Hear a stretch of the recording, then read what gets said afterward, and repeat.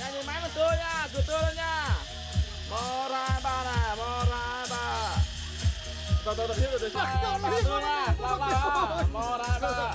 Ok.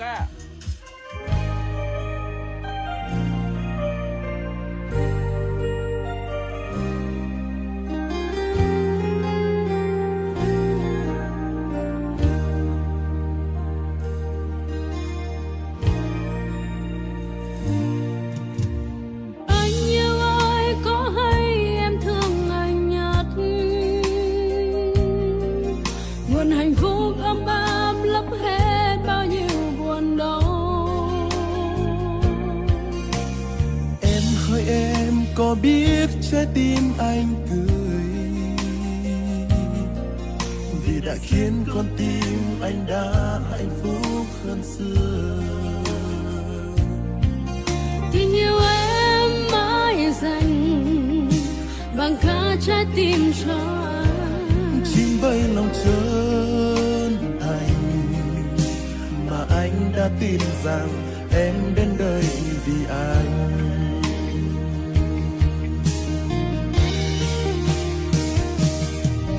Ngàn điều ước anh đã viết nên câu chuyện cổ tích,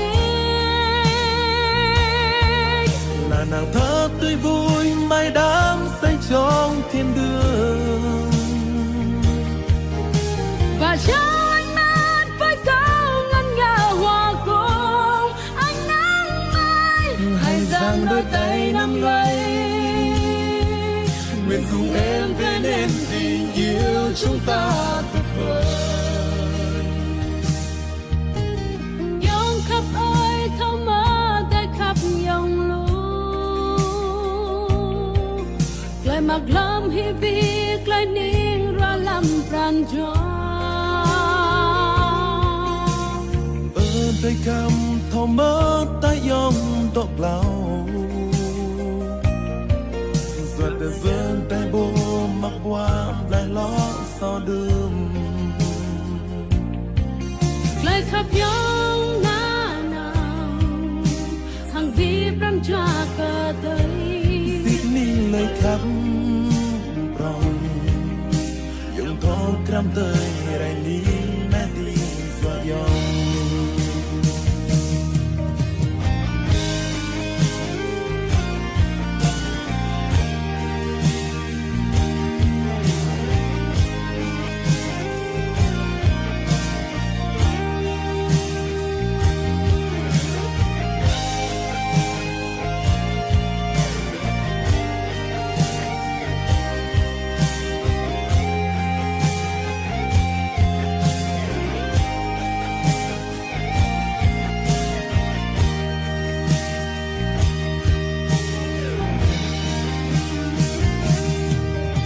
một lối môi gan nhau chỉ chim cay khăn rai đừng kỳ phá cho cả mặc ai bố nín cơ yam mà ta nhớ hàng cay ta lý để biết cay bằng ngát ba trang và ta nhạc chắp ngân nhau và chỉ rõm biết chỉ xa lời cắp cặp yam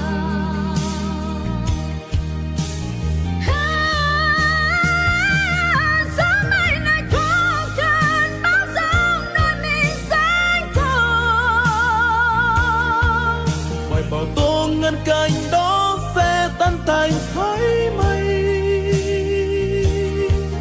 em và nước mình cùng hát vang khúc ca hòa vào nắng ấm nắm lấy đôi tay này mình cùng viết lên câu chuyện luôn tuyệt vời mãi mãi.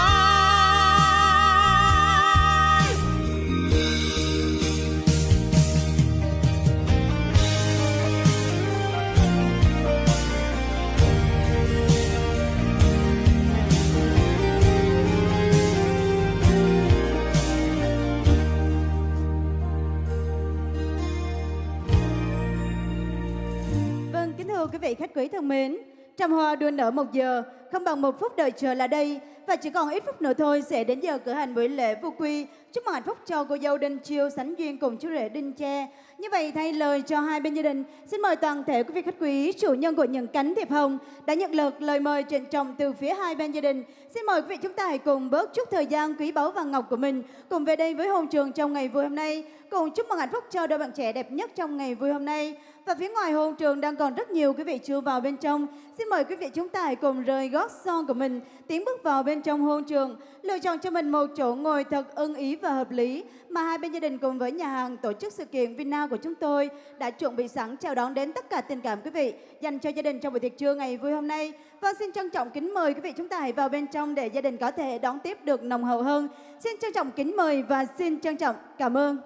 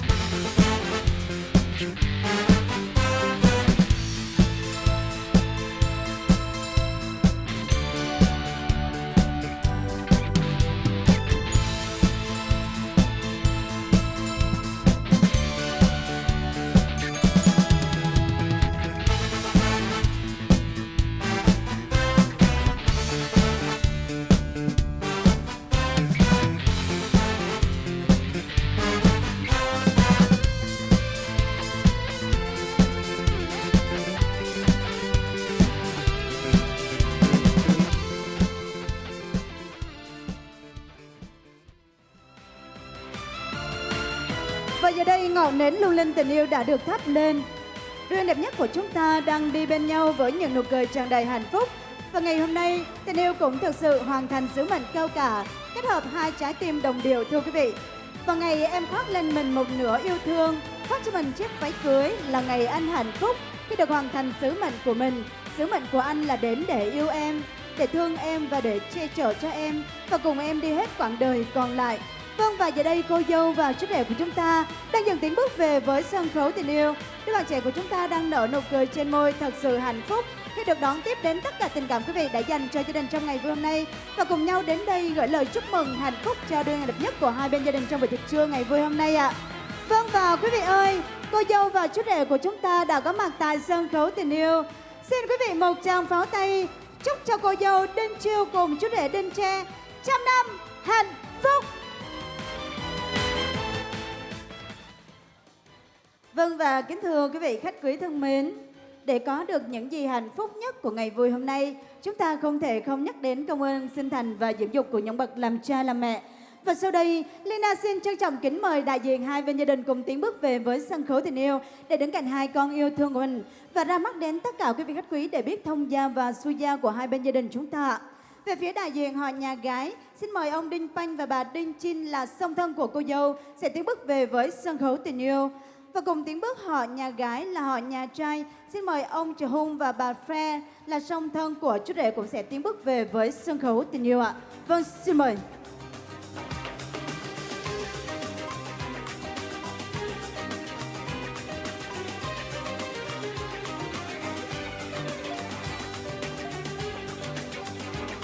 Vâng, và kính thưa quý vị khách quý thân mến, trên sân khấu lúc này đây là hai ngôi sao đẹp nhất cùng với những vị đại diện gia đình đã hiện diện tại sân khấu tình yêu.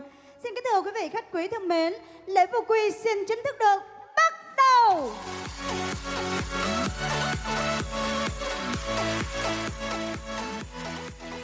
Vâng, và để tri ân đến tất cả tình cảm quý vị đã dành cho hai bên gia đình trong buổi tiệc trưa ngày hôm nay, xin mời quý vị chúng ta cùng đón nhận lời tri ân của vị đại diện gia đình là họ nhà trai là ba của họ nhà gái là ba của cô dâu sẽ có đôi lời phát biểu gửi đến tất cả quý vị khách quý đã đến chung vui với gia đình trong buổi tiệc trưa ngày vui hôm nay ạ. Và xin mời ba của cô dâu ạ.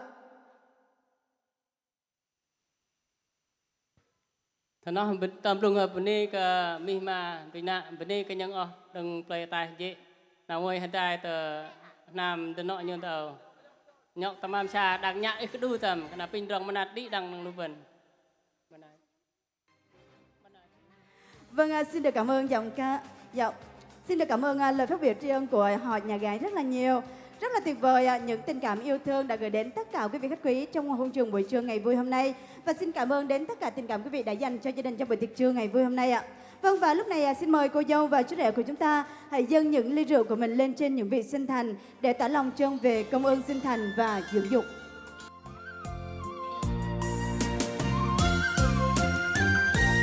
Uống nước như nguồn làm con phải hiếu.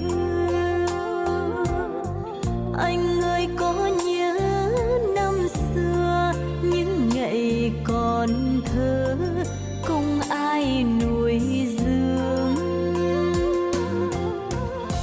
không đức sinh thành. Người hỡi đừng quên, yêu là cùng nhau trong tay đi dưới con đường, là cùng trao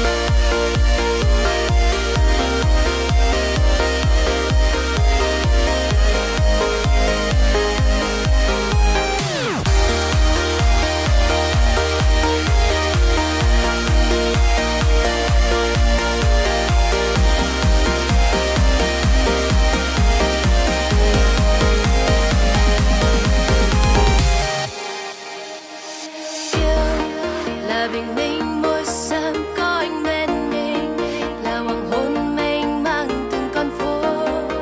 Mình cùng tay trong tay đi giữa cuộc đời, nguyện thề luôn bên nhau mãi.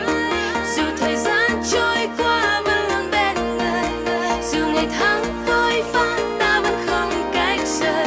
Bên nhau suốt đời cùng xây giấc mơ chung đôi.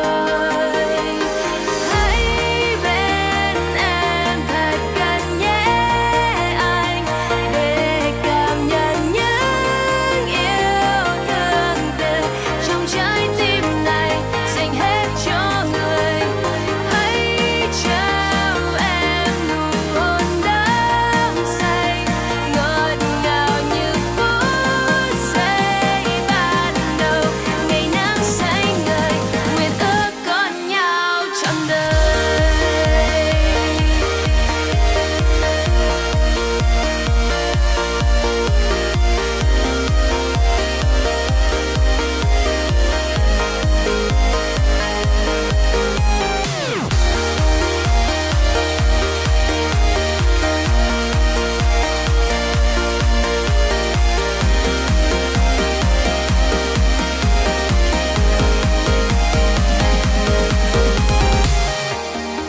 Dù thời gian trôi qua vẫn luôn bên người, dù ngày tháng phôi pha ta vẫn không cách rời.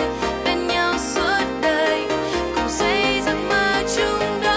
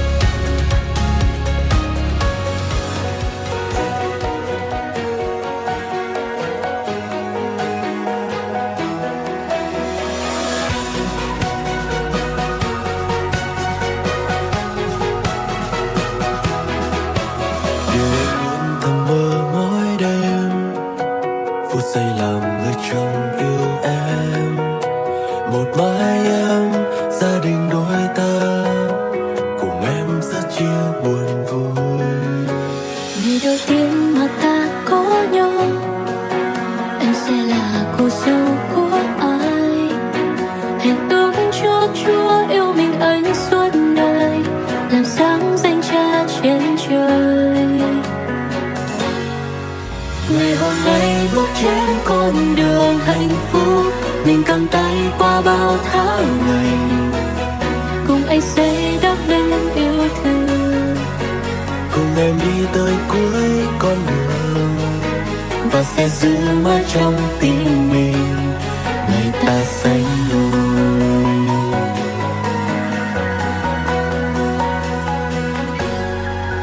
Điều anh luôn thầm mơ mỗi đêm, phút giây làm người chồng yêu em, một mái ấm gia đình đôi ta, cùng em rất chia buồn vui. Ngày đầu tiên mà ta có nhau, em sẽ là cô dâu của ai. Hãy tưởng chúc Chúa yêu mình anh suốt đời, làm sáng danh cha trên trời. Ngày hôm nay bước trên con đường hạnh phúc, mình cầm tay qua bao tháng ngày, cùng anh xây đắp nên yêu thương, cùng em đi tới cuối con đường và sẽ giữ mãi trong tim mình ngày ta sánh đôi.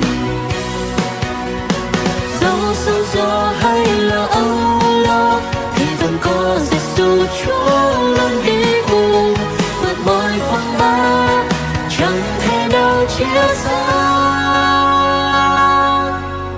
Ngày hôm nay bước trên con đường hạnh phúc, ngày hôm nay bước trên con đường hạnh phúc, mình cầm tay qua bao tháng ngày, cùng anh xây đắp nên yêu thương, cùng em đi tới cuối con đường và sẽ giữ mãi trong tim mình ngày ta sánh đôi. Cùng anh xây đắp nên yêu thương, Cùng em đi tới cuối con đường và sẽ giữ mãi trong tim mình ngày ta sánh đôi.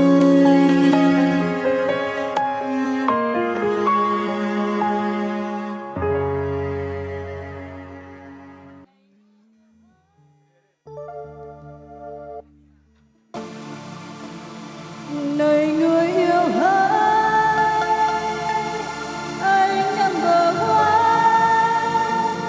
trong trái tim này, number one suốt cuộc đời này, number one sống cạn đám mòn và dù sao đi nữa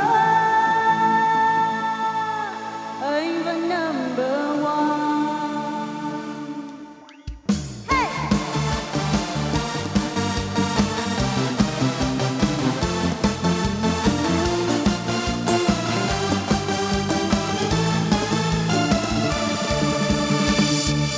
Nhanh như ánh sao trời giáng sáng khắp nơi nơi, người đã đến ôi tuyệt vời.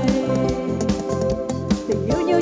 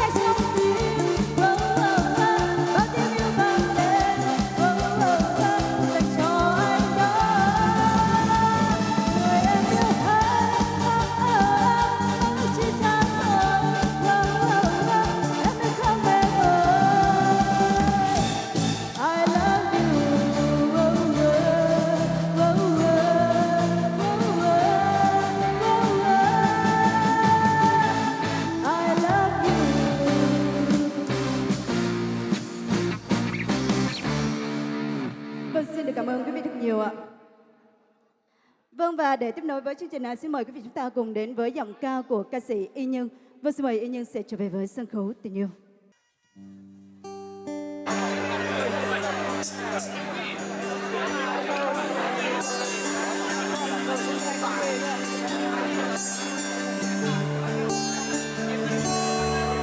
cất tiếng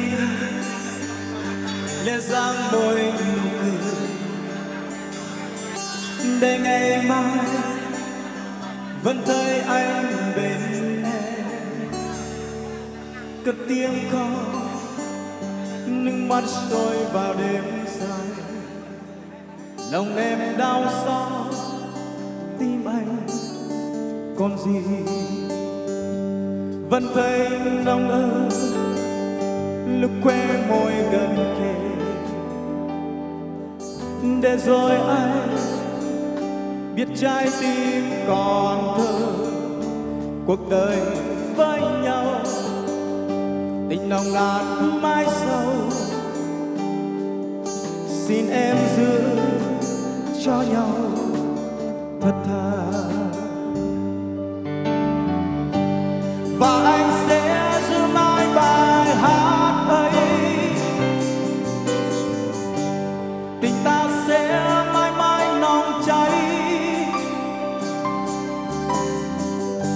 Xin em cất tiếng hát vào gió ơi, đôi ta yêu nhau ngàn thu không rời.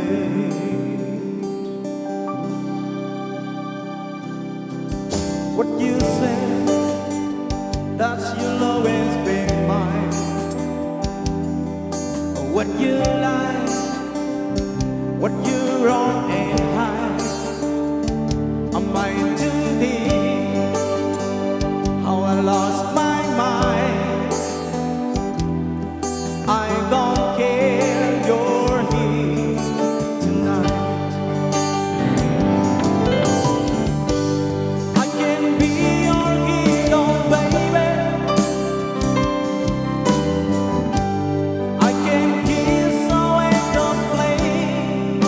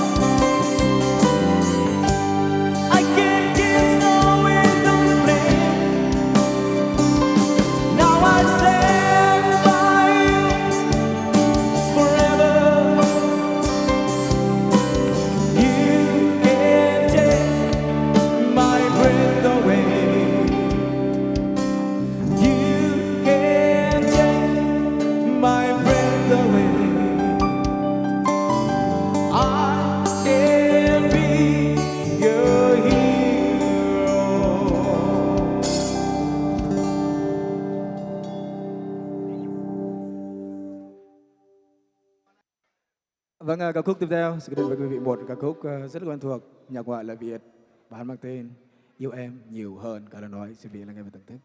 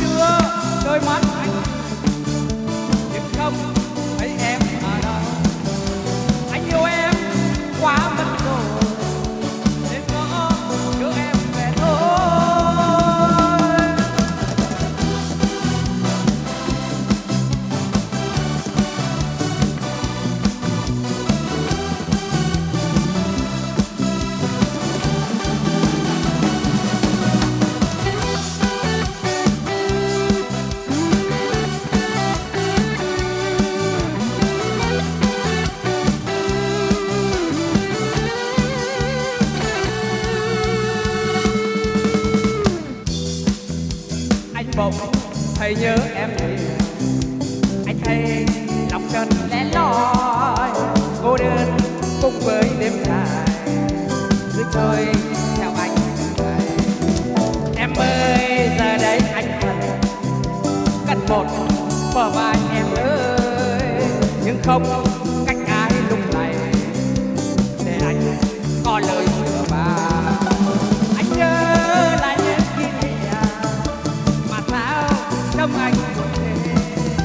Anh nghe cơn gió đang về như em gần kề bên anh đưa đôi mắt nhưng không thấy em ở đây. Anh yêu em quá nên ngỡ như em về thôi.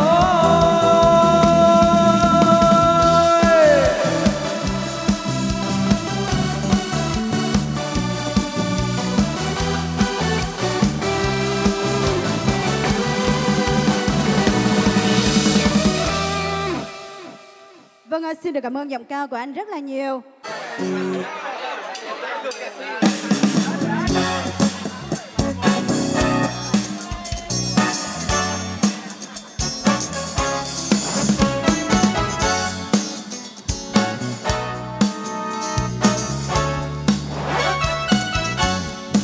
Mười hai giờ dừng hồi chuông vang reo rắt.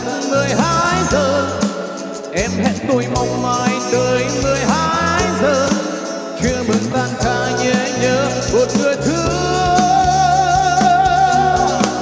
12 giờ xe đạp loanh quanh xuống phố. 12 giờ sẽ kịp thôi hay như nước. 12 giờ tâm hồn tôi như đã ngỡ một tình yêu.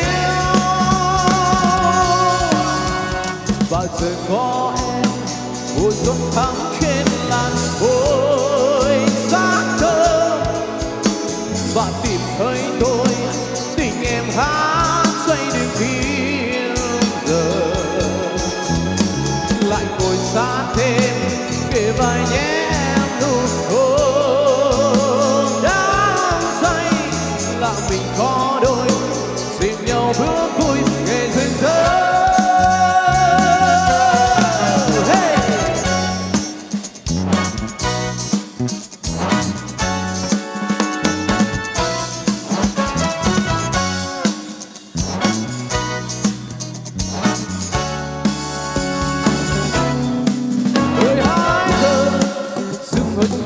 Reo rắt 12 giờ em hẹn tôi mong mai tới 12 giờ.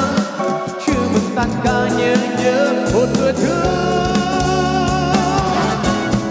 12 giờ xe đạp loanh quanh xuống phố. 12 giờ sẽ kịp thôi hay như nước. 12 giờ tâm hồn tôi như đã ngỡ một tình yêu. Và giờ có em mùa xuân thắm trên làn khói xác thơ và tìm thấy tôi tình em hát xoay đi kiếm giờ. Lại ngồi sát thêm kề vai nhé em nụ hôn đã say là mình có đôi dìm nhau bước vui ngày duyên dáng. Có em mùa xuân thắm trên làn khói xác thơ và tìm thấy tôi tình em hát xoay đường phim giờ. Lại ngồi sát thêm kề vai nhé em nụ hôn đắm say là mình có đôi dìm nhau bước vui ngày duyên dáng. 12 giờ hey.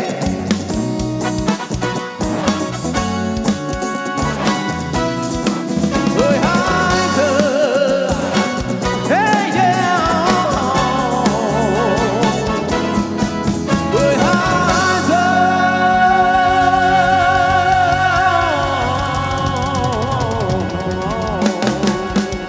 yeah. Vâng, cảm ơn quý nhiều. Vẫn nghe khúc vừa rồi.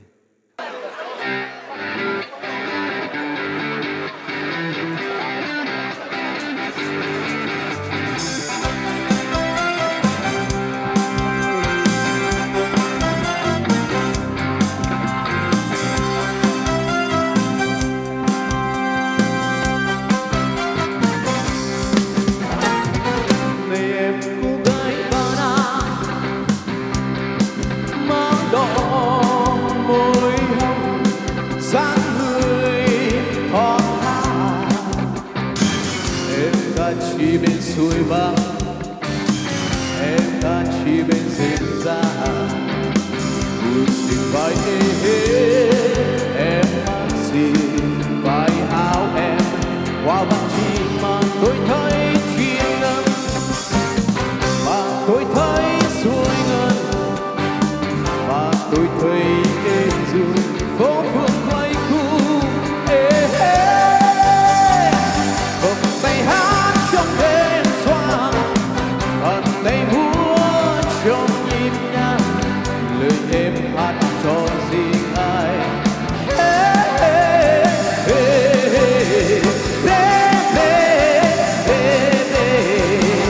Này em bertop về mai, cũng bertop về mai, cũng bertop về mai, cũng bertop về mai, cũng bertop về mai, cũng bertop về mai. Uara về mai, uara về mai, uara hey.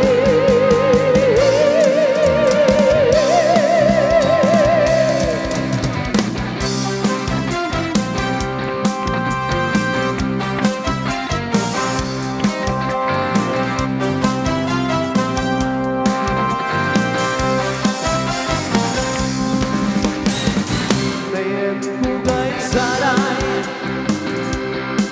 má đỏ môi hồng, dáng người thon thả. Em ca chỉ bên suối vắng, em ca chỉ bên rừng già.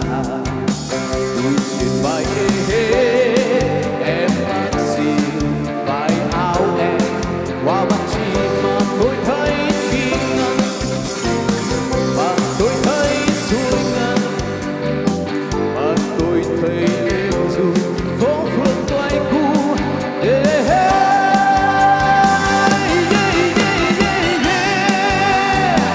Cùng tay hát trong đêm xoan, bàn tay múa trong nhịp nhàng, lời em hát cho riêng ai.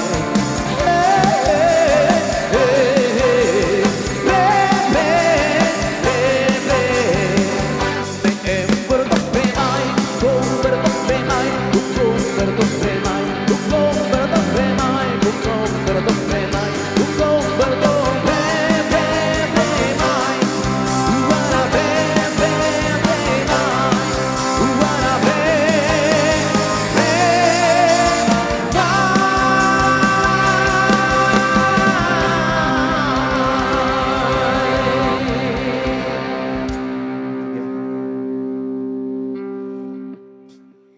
Vâng, xin được cảm ơn giọng ca của ca sĩ A Hù rất là nhiều. Và để liên tục với chương trình nào, chúng ta sẽ cùng đến với giọng ca của Olic. Vâng, xin mời Olic sẽ trở về với sân khấu giao lưu ca khúc của mình ạ.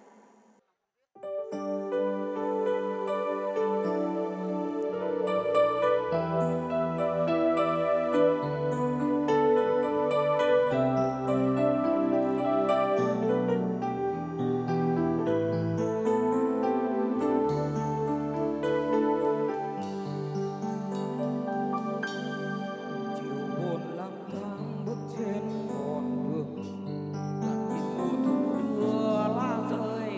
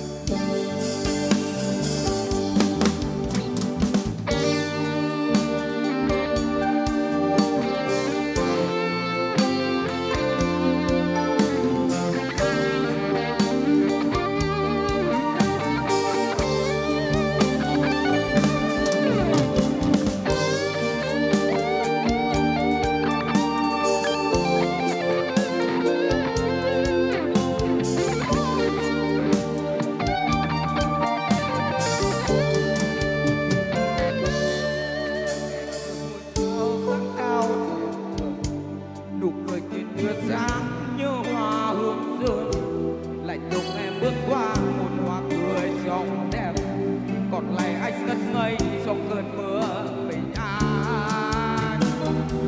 Một cuộc tình mà mình dành duyên cho em, dù năm tháng trôi qua vẫn còn đây, biết yêu em thương em mong em trong trái tim, nhưng không thể nói lên anh yêu em. Hãy bước đi và đừng nghĩ suy, dù cho em không gần anh nhưng anh vẫn gần em. Dù em ra đi thật xa giấc mơ của anh thầm đưa trong con tim bóng giá của em. Sẽ mãi mơ về em mới em, tình yêu trong mơ của anh thầm mong một lần được ôm em trong vòng tay cùng nhau, bước trên yêu thương cùng nắm say mộng mơ, sẽ mãi bên nhau.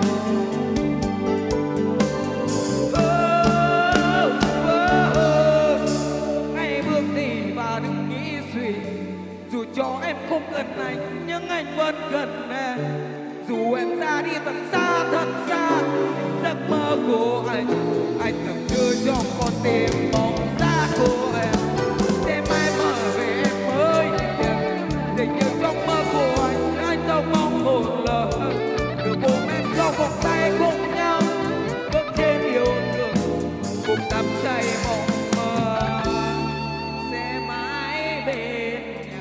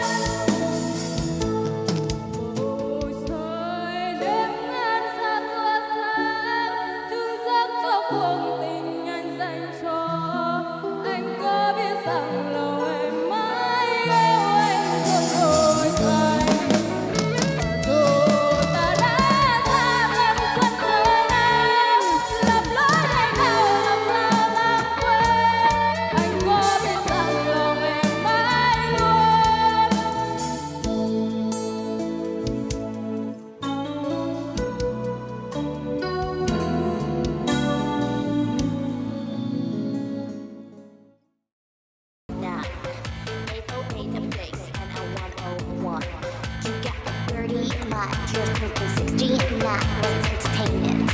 You're about to hate it. Fuck Friday, when I live for Sunday